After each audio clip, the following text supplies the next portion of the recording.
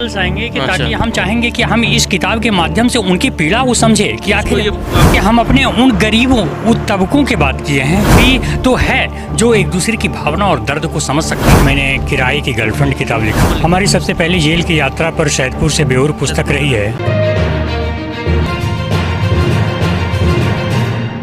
किराए की गर्लफ्रेंड के नाम से मशहूर पटना के एक ऐसे युवा से हम आपको मिलवाएंगे।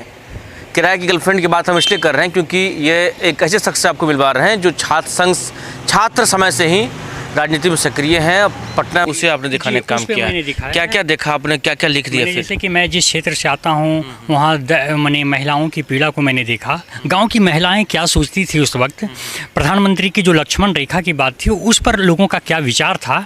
साथ ही साथ हम वहाँ के आदिवासी महिलाओं की पीड़ा को मैंने देखा कि कैसे अपने बच्चे को गोद में उठाकर 20 किलो 25 किलो का जो लकड़ी का गट्ठर होता है वो अपने माथे पे ले जा करके और कैसे गाँव बेचता है, लेकिन कोई खरीदने वाला नहीं होता है क्योंकि कोरोना काल में किसी कोई घर से निकलता नहीं था इसलिए डर से। लेकिन वो उसकी कुछ लोग आज भी गांव में, मैं वर्तमान के युवाओं जो हैं, अब जैसे मैं लिख रहा हूँ प्यार का इंतज़ार, है ना, ये मैं खास करके मैं कनाडा या टोरंटो की यात्रा पर मेरी बड़ा शौक़ है कि मैं वहाँ जाके लिखूँ। अगर मुझे मौका मिला तो मैं बिल्कुल जाऊँगा क्योंकि मैं पेशे से एक अधिवक्ता भी हूँ, तो मैं उनकी भी पीड़ा लिखूँगा जो आज भी न्याय के लिए दिन रात जो है अदालतों में परेशान रहते हैं।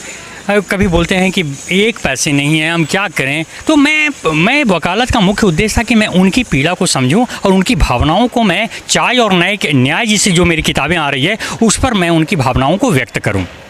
जी अच्छा, ये बताइए अब आगे की जो यात्रा है वो वहीं जाकर लिखने वाले हैं, वहीं जाकर लिखेंगे या फिर बिहार में भी चीज़ों को वहाँ जाकर अध्ययन करेंगे, बिहार में लिखेंगे? जैसे हम समझेंगे कि एजुकेशन पर मेरा बहुत बड़ा रहता है क्योंकि हमारे देश के एजुकेशन और बाहरी देशों के एजुकेशन, बहुत सारे बच्चे हैं जो मेरे विदेश में हैं, बहुत सारे मेरे फ्रेंड हैं जो मुझे वहाँ की जानकारी देते हैं कि हमारे बच्चे विदेश में जाने के बाद क्या पढ़ते हैं। और हमारा जो पूरी दुनिया का कहता है कि बुद्ध का स्थल है, ज्ञान का स्थल है, विश्व गुरु हैं, तो फिर भी हमारे बच्चे वहाँ जाने के लिए, हमारे देश के नौजवान जो हैं वहाँ जाने के लिए बेचैन क्यों हैं, है ना। वहाँ की शिक्षा में क्या है, और आधुनिकीकरण ने शिक्षा को व्यापार बना दिया, है ना। पहले होते थे कि लोग पेड़ पर के नज़दीक बैठ कर के भी ज्ञान प्राप्त कर लेते थे, अब वो देखते हैं कि बड़ी से बड़ी अट्टालिकाएं हैं कि नहीं, उसको देख करके ज्ञान प्राप्त। हमारी बहुत शुभकामना आपके साथ है। जी शुक्रिया। तो ये अंशुमान जी थे जो छात्र संघ उपाध्यक्ष भी रहे हैं, लेकिन साथ साथ उसके जो हैं अब पुस्तक भी लिख रहे हैं। किराए की गर्लफ्रेंड इनकी काफ़ी मशहूर